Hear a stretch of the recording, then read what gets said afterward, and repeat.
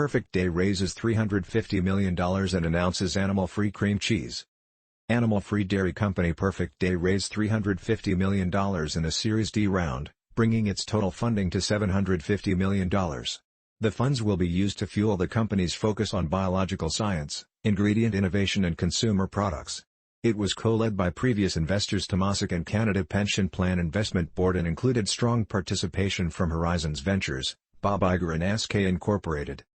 Some of these funds will go towards Perfect Day's affiliated CPG company, The Urgent Company, which announced a new brand of animal-free dairy staples, Modern Kitchen.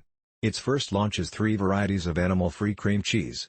The Urgent Company said it will be available in select stores soon, and is available for pre-orders online.